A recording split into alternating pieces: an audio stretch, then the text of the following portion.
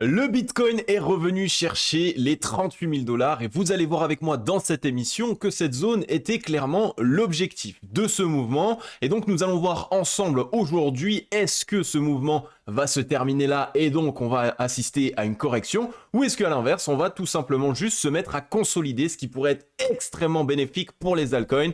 Et bien clairement les amis, si vous voulez en savoir plus, restez avec moi jusqu'au bout de cette émission. On va analyser le Bitcoin, on va passer le Gold, on va aller voir Ethereum, le crypto total, on passera la Bitcoin dominance et on conclura cette émission par l'analyse du dollar. Alors comme d'habitude les amis, si le menu vous plaît, restez bien avec moi jusqu'au bout de cette émission parce que c'est ce qu'on va aller voir tout de suite. Even when you feel low, you can still go. Even when you feel slow, you can still go. Even when there's no hope, you can still go. I never answer to no, man, I still go. Go, go, go, go, go, go, go, go, go, go, go, go, yo, go, go, go. Hello à toute la team Logique, ravi de vous retrouver dans cette nouvelle analyse du marché crypto-monnaie. On est aujourd'hui le mardi 14 novembre 2023 et il est actuellement 8h18 à l'heure à laquelle je tourne cette émission. Alors comme vous l'avez vu en introduction d'émission, le Bitcoin est venu chercher les 38 000 $. Vous allez voir avec moi qu'il représente un objectif clair et net du mouvement qu'on a mis en place puisqu'on est revenu dans la garage zone. Alors pour celles et ceux qui ne connaissent pas, évidemment ça ne veut rien dire pour vous, mais pour les autres qui sont abonnés depuis un petit peu de temps, vous savez que la garage zone c'est une zone de prise de profit assez importante, surtout pour les gros portefeuilles. Donc c'est ce qu'on va aller voir ensemble. Et clairement, on a ici cette petite épée de Damoclès au-dessus de la tête. Quand un objectif a été atteint, on a toujours deux possibilités. Soit on se met à retracer pour récupérer de la force, soit on se met à consolider. Et dans la situation actuelle, au vu de la Bitcoin dominance qui chute, les altcoins qui explosent, si on assiste à une consolidation du Bitcoin sur les 38 000 $, ça risque d'être clairement une altcoin season de feu. Donc on va voir ensemble si oui ou non actuellement les informations techniques nous partagent une consolidation ou si malheureusement on risque d'abord d'avoir une certaine correction, un certain retracement. Un Bitcoin sur cette journée pour cette petite revue globale du marché avec moins 1%, léger retracement, c'est tout à fait normal, on lui en demande pas trop. Quand on performe, il faut aussi savoir retracer. Par contre, évidemment, un retracement du Bitcoin amène ici un retracement des altcoins, surtout les altcoins qui ont bien performé ces derniers temps. On voit Solana qui retrace de 7,2%, le Chainlink lui aussi, moins 4,1%, on voit le Curve qui corrige, le BNB avec moins 1%, le Dodge, moins 3%, Avax Avalanche quand même qui prend une belle petite claque, moins 6,8%. N'oubliez pas une chose, c'est que les actifs qui prennent des grosses claques lors d'un retracement, c'est la plupart du temps les actifs qui ont réalisé les meilleures performance, donc c'est tout à fait normal par la même occasion. ADA Cardano, moins 3,7%, Uniswap qui retrace de quasiment 3%, Polkadot également avec quasiment moins 5%. Maintenant, il y a évidemment quelques altcoins qui, eux, sortent du lot. On voit le Matic qui nous pousse 4%, clairement ça fait du bien, ça faisait longtemps qu'on l'avait pas vu se réveiller. On voit le BGB aussi, ici, le token tout simplement de l'exchange BitGet qui est en train de réaliser un nouvel ATH, donc il est clairement en feu. Voilà, pas mal d'altcoins qui sont plutôt en retracement, évidemment, comme je vous l'ai dit, le Bitcoin est peut-être ici en train d'un tout petit peu s'essouffler à court terme une fois de plus, donc on n'est pas à l'abri d'un potentiel retracement ou alors d'une consolidation, et c'est ce qu'on va aller voir tout de suite ensemble. Juste avant les amis, comme vous le savez, je vous en ai parlé hier, je vous invite tous et toutes à ma conférence 100% gratuite que je vais mettre en place ce vendredi 17 novembre 2023 et dans laquelle je vais clairement vous accompagner pour mettre en place les bonnes stratégies et le bon plan d'action à suivre pour le bull run de 2023, 2024, 2025. Donc c'est totalement gratuit, je vais vous partager des pépites en termes d'informations pour faire en sorte que vous puissiez de votre côté clairement attaquer le bull run avec les armes nécessaires, mais aussi et surtout vous mettre en sécurité. Le but ça va être de pouvoir investir intelligemment et le tout en se mettant en sécurité. Je vais vous montrer comment via ce bull run vous pouvez réaliser jusqu'à x5 sur votre capital en même pas une heure de gestion par mois. Donc c'est le moment les amis, n'hésitez pas à me rejoindre pour cette conférence, réservez rapidement votre place, le lien est en description, il est aussi en commentaire épinglé, soyez le plus nombreux possible parce que vous le savez, des conférences j'ai malheureusement pas le temps d'en faire énormément, mais quand j'en fais, je mets tout mon cœur à l'intérieur, il y a énormément de qualité, j'ai plus de 43 slides d'informations et de contenu à vous partager pour cette soirée, donc clairement les amis, je vous attends, rejoignez-moi, c'est clairement une invitation que je vous fais parvenir pour tout ce que vous faites en ce moment, pour vos likes, vos partages, vos commentaires, vos abonnements. Donc n'hésitez pas, je vous attends les amis ce vendredi 17 novembre. On va pouvoir passer maintenant sur le Scalpex Index. On y voit un Crypto Fear and Greed dans la joie 69. Pour les personnes qui ne savent pas, le Crypto Fear and Greed, c'est le crypto peur et joie. C'est un indicateur qui permet de mesurer la psychologie du marché. Est-ce que les investisseurs sont actuellement plutôt bull, donc ils sont plus à l'achat, ou est-ce qu'ils sont plutôt bear et qu'ils sont plus à la vente? Et donc là, on est dans la joie, donc on est beaucoup plus dans l'achat. Il y a actuellement 69% du marché qui pense qu'on va partir plus haut et ici 31% qui pensent qu'on va partir plus bas. Donc c'est une indication assez pertinente que je prends en compte dans chacune de mes analyses. Et comme vous le savez, quand on est dans la joie ou l'extrême joie, ce n'est pas un moment pour acheter. Donc il va falloir un retracement, soit on revient dans la neutralité, soit on revient dans la peur. Mais en tout cas, en ce moment, et je parle sur le Bitcoin évidemment, la joie 69, ce n'est pas un signal d'achat. On a un social index qui est sur up, un market order flow en recherche d'achat fort ce matin. Donc ici, vous le voyez sur le Bitcoin. Pour l'instant, on a eu une petite décision par rapport à mon analyse d'hier. Je vous avais parlé ici de ce petit M qui nous montrait un signal d'essoufflement de la part du Bitcoin à court terme. On avait eu une première grosse mèche de liquidation, deux mèches ici pour essayer de sortir un maximum les shorts. Donc c'est généralement ici un signal de retournement baissier à court terme. Je vous rappelle qu'on est ici en 4 heures. On a pour l'instant signé le premier M. Donc un M, c'est tout simplement une structure de retournement baissière, encore une fois à court terme. On a cassé la ligne de coup et pour l'instant on voit que on a sauvé le bottom précédent. Donc pour l'instant on n'a pas encore fait un bottom plus bas que le précédent, mais dès lors que ce sera fait, du coup ça permettra de continuer tout simplement la structure baissière. Et vous le savez, pour ma part à court terme, mon objectif c'est qu'on revienne chercher les 33 280 $ pour aller chercher tous ces petits creux ici que vous voyez là, toutes ces petites accolades que je vous ai mis juste en dessous. Ce sont des creux dans lesquels il y a les longues qui se sont cachées et qui ont tout simplement positionner leur stop loss, donc beaucoup de liquidité à aller chercher. Donc on voit qu'on est déjà quasiment en train de réintégrer le range. C'est souvent un signal ici plutôt bearish puisque on fait une cassure du range. Si juste après on commence à faire une structure de retournement baissière et qu'on réintègre le range, c'est que souvent on a laissé des liquidités tout simplement et qu'il faut aller les chercher. Donc au vu de toutes les liquidités qui se trouvent dans cette zone, je pense clairement que à court terme, en ce début de semaine, le Bitcoin va retourner chasser au moins une partie de ses liquidités, au moins jusqu'aux 34 000 $ on va dire, puisque clairement la majeure partie des liquidités se trouve jusqu'ici. Donc on va voir un petit peu, comme je vous l'ai expliqué aussi en introduction d'émission, si on assiste à ce retracement, on parlerait donc depuis la zone actuelle d'une correction de 8%. Clairement ça pourrait quand même venir taper ou titiller les altcoins. Évidemment ils ont réalisé de très belles performances, quasiment x2, donc s'ils venaient à chuter de 15, de 20%, ce serait pas énorme, mais ça peut quand même faire mal pour les personnes qui sont rentrées trop tard. Donc soyez prudents et surtout faites en sorte, évidemment quand vous souhaitez rentrer du capital sur un actif, de ne pas mettre tout votre capital tout de suite au même endroit, au même moment. Faites en sorte de diviser votre capital en plusieurs enveloppes et utiliser chacune des enveloppes en fonction des opportunités que le marché vous offre. C'est extrêmement important. Si vous voulez tout acheter au même endroit en pensant acheter le bottom ultime avec tout votre capital, vous allez vous faire défoncer comme 90% des investisseurs du marché crypto-monnaie. Donc voilà un petit peu ce qu'il se passe à court terme selon moi. Petit retracement, réintégration du range et ensuite potentiellement même qu'on pourrait continuer en fait à un énorme range entre 33 000 et 37 000 $ à court terme. Ce serait quelque chose qui pourrait être faisable. Maintenant, on est du coup sur le Bitcoin en daily. Donc, plusieurs choses à vous dire. Vous l'avez vu, évidemment, on est bien parti sur le Bitcoin. On commence à avoir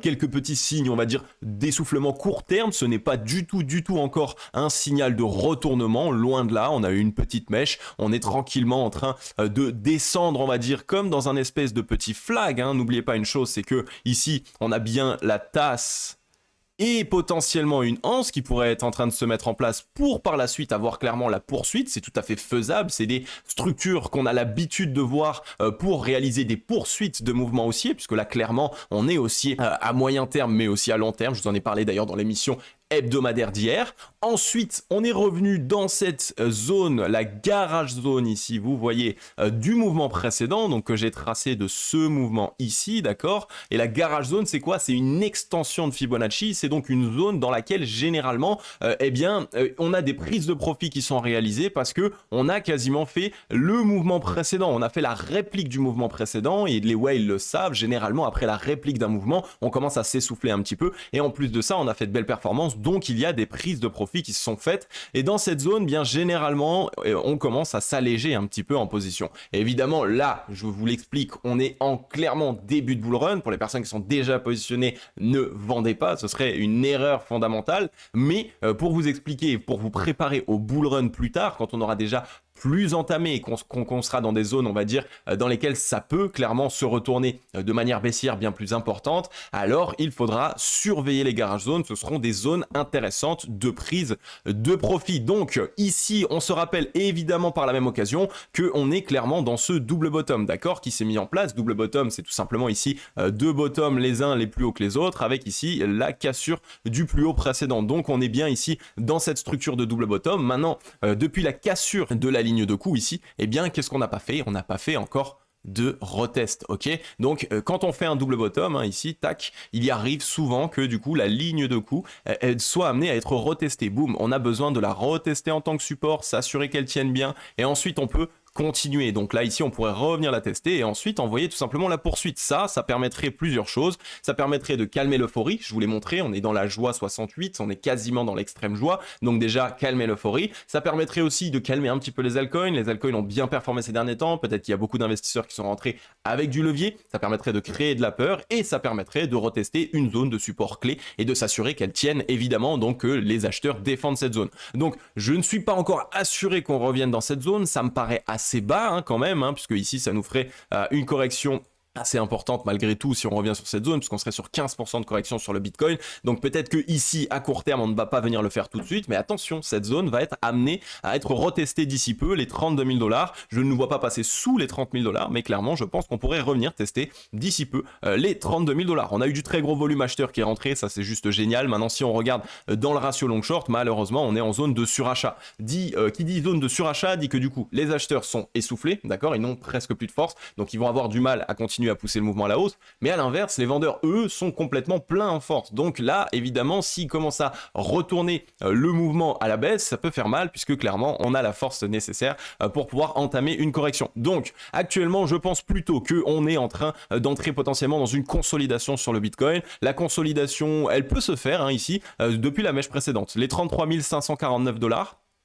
Et donc on se met en fait à consolider. Comme ça, on va chercher les liquidités et ensuite on se met à consolider pendant un petit peu de temps. Cette consolidation ici, elle offrirait une très très belle altcoin season et ça permettrait surtout au Bitcoin pendant quelques semaines, peut-être même un petit mois, de revenir tout simplement récupérer de la force, que ça revienne tester la zone de neutralité. Et une fois sur la zone de neutralité, si le Bitcoin a assez de force, alors à ce moment-là, il pourra potentiellement essayer de se reprendre et envoyer la poursuite du mouvement. Mais en tout cas, actuellement, continuer le mouvement haussier comme on est en train de le faire en daily, je vous rappelle que le daily c'est court terme et moyen terme, eh bien ça risque d'être assez compliqué au vu de la force que nous avons. Donc personnellement, je pense ce qui pourrait se passer, ce serait ici du coup le retour chercher les liquidités, belle petite prise de liquidité, on fait une frayeur à ce niveau-là, et donc là on aura notre opportunité pour les personnes qui ne sont pas encore rentrées, pour les personnes qui ont encore du capital ou pour les personnes qui attendent un retracement. Clairement, je pense que cette chasse aux liquidités pourrait être extrêmement pertinente et en plus de ça, eh bien ça offrirait une belle petite correction sur les altcoins et ça, évidemment, ce serait génial pour pouvoir rentrer en position. Maintenant, on voit aussi une divergence baissière qui s'est mise en place, une deuxième divergence donc sur tous ces tops ici. Donc généralement, pareil, quand on fait 3 divergences dans la zone des 70 de RSI, ça montre deux choses. Premièrement, qu'on est essoufflé, donc on va à court terme, dans un premier temps, retracer, ou alors, deuxième chose, qu'on va consolider. Comme je vous l'ai déjà expliqué, pour récupérer de la force dans un mouvement, quand on est essoufflé, il nous faut soit une correction, soit une consolidation. Donc à voir maintenant, on voit qu'on est en train de retracer, revenir chercher les 50 de RSI serait déjà une très très belle zone tout simplement pour permettre aux acheteurs de récupérer de la force. Donc voilà, rien à dire forcément de plus, on a toujours le MA89 qui est bien orienté aux 30 823 $, qui continue ici de monter tranquillement, donc ça se passe toujours extrêmement bien, même si à court terme on peut avoir un retracement, en tout cas à moyen et long terme sur le Bitcoin ça se passe extrêmement bien. Maintenant, pourquoi est-ce que je vois un petit retracement sur le Bitcoin à court terme? Tout simplement parce que eh bien son meilleur ami le gold, puisque en ce moment je vous passe très souvent le gold en même temps que le Bitcoin pour vous montrer les corrélations, mais aussi pour vous montrer que en ce moment le gold a souvent un petit peu d'avance sur le Bitcoin et donc ça nous permet de potentiellement nous mettre en avance par rapport au mouvement qui pourrait se réaliser. Et comme vous voyez, le gold il a bien fait la même chose, donc ici fausse cassure, réintégration très importante, donc là ici on a une belle réintégration et ensuite on est venu dans la zone de résistance et là on a retracé. Et ça je vous en avais parlé dans l'émission précédente, je vous avais dit que suite à la cassure de ce wedge, on allait sans doute revenir le retester, le pullback en tant que support, et regardez, ça ne loupe pas et ça c'est génial. Maintenant, le fait qu'on ait besoin ici de revenir pull pullback dessus, eh bien ça nous montre tout simplement potentiellement que le Bitcoin, lui, va aussi avoir la nécessité de pullback. Et donc de pullback, comme je vous l'ai montré avant, soit la ligne de coût aux 33 000 $, ça risque de faire mal, mais bon, il faut être prêt à tout. Soit d'abord, on vient juste chercher les liquidités, évidemment, aux 35 000 ou non, aux 33 900 $. Donc ici, pour le gold, tout simplement, on voit, on est revenu chercher le MA89, quasiment le retest ici de la borne haute, que vous voyez de ce wedge. Donc clairement, ici, le gold, il y a un premier signal d'achat pour moi qui est intéressant à ce niveau-là, pour les personnes qui attendaient un petit retracement. On va voir juste sur le mouvement précédent au niveau de Fibonacci. Alors du coup, premier arrêt plus RLZ, c'est les 0,38 qui sont pour l'instant complètement sauvés, le MA89 aussi qui joue son niveau de support, donc je ne pense pas qu'on va aller plus bas. Personnellement sur le gold, je trouve qu'ici on a un signal d'achat qui est intéressant. Une fois de plus, c'est pas un conseil en investissement, mais c'est tout simplement ce que l'analyse technique nous partage. Petit M à court terme, donc évidemment il faudrait essayer d'attendre en 4 heures potentiellement une petite structure de W pour s'assurer d'une relance, mais en tout cas clairement sur le gold, on est bien tout simplement en train de confirmer ce V-bottom en un double bottom. Et ça, je vous l'ai déjà expliqué, vous voyez un actif faire un V-bottom, n'essayez pas d'acheter, attendez le deuxième bottom et ici achetez tout simplement. Et là clairement on est dedans, donc c'est pas encore forcément le meilleur signal, mais tout ce qui va se passer entre cette zone là et sur la trend ici, et bien clairement ce sera des zones d'achat pour ma part, et je pense qu'il y a de belles opportunités sur le gold pour les quelques, j'allais dire mois à venir, mais peut-être même quelques années, puisque clairement les monnaies en ce moment ça va pas et l'économie en général ça pue. Donc voilà un petit peu pour le gold, clairement assez intéressant de voir qu'on a eu un retracement alors que le Bitcoin lui à l'inverse a continué sa poussée. Ça c'est très intéressant à comprendre, c'est que sur le marché crypto-monnaie on fait souvent ce type de poussée là pour exit. Il y a ici, on voit 3 mèches, 4 mèches, 5 mèches, des grosses mèches, donc des whales potentiellement qui prennent des profits et qui sortent de position, mais pour pouvoir sortir de position quand il y a une euphorie sur le marché crypto, eh bien évidemment on n'assiste pas à un retracement tout de suite parce qu'il y a la pression acheteuse qui suit derrière. Ici il y a beaucoup de retail qui se sont positionnés et je le vois grâce aux mèches qui sont rachetées, alors qu'ici on a les mèches de smart money qui sont vendues, donc généralement on assiste à ça, boum, nettoyage et ensuite à la limite on peut repartir. Donc clairement ça fait comme sur le gold, sauf qu'on est un tout petit peu en retard. Ici le gold lui a tout de suite retracé, nous on a préféré mettre en place de grosses divergences avant un retracement, mais lui le retracement sur le Bitcoin risque d'être plus rapide, plus brutal tout simplement que sur le gold, là où lui il l'a fait de manière on va dire très clean. Donc voilà pour le gold, je vous ai dit un petit peu ce que je pensais. Maintenant sur Ethereum, purée, enfin j'en ai parlé encore et encore, où je vous ai dit que clairement Ethereum est dans un triangle de compression depuis 1 an et demi et que ça commence à chauffer, ça commence à bouillonner. La mise à jour d'Ethereum qui était passée avec brio, j'ai envie de dire, et qui était pourtant l'une des mises à jour les plus difficiles à mettre en place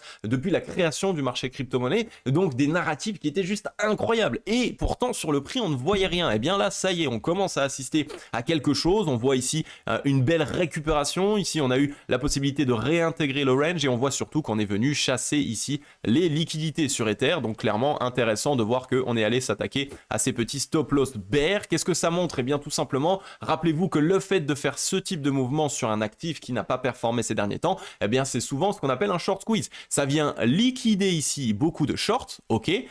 Ensuite, à court terme, évidemment, on a utilisé beaucoup de force et en plus de ça, il y a eu potentiellement beaucoup de liquidités vendeuses ici, donc ça va faire un petit retracement, mais ça a permis surtout de lever la pression vendeuse. Donc par la suite, quand on voudra cette fois-ci repartir à la hausse, eh bien ce sera plus simple parce qu'il y aura moins de vendeurs ici qui pousseront à la baisse. Donc clairement, sur Ether, je pense que ça va être comme sur Bitcoin. Hop, on va avoir un petit retracement court terme, peut-être que trop de gens sont rentrés rapidement, on vient liquider ça, on revient tester la ligne de coût ici, les 1737, mais ensuite je pense qu'on peut clairement commencer à se reconstruire et essayer de partir à la hausse. Et enfin, évidemment, essayer de s'attaquer à ce triangle de compression, mais à venir le casser à la hausse. Pour l'instant, on est encore dans la zone de résistance, donc on pourrait avoir un petit retracement pour s'y attaquer. Je vous rappelle que sur Ethereum, première zone de résistance qui va faire barrage, ça va être les 2420 $, mais si on passe les 2420, je vois Ethereum revenir entre 2811 et 3200 $. Donc à surveiller, un retracement qui pourrait être très intéressant, puisque si on arrive clairement à choper Ether à 1730, comme je vous l'ai dit, si on l'attend ici à un peu plus de 3000 $,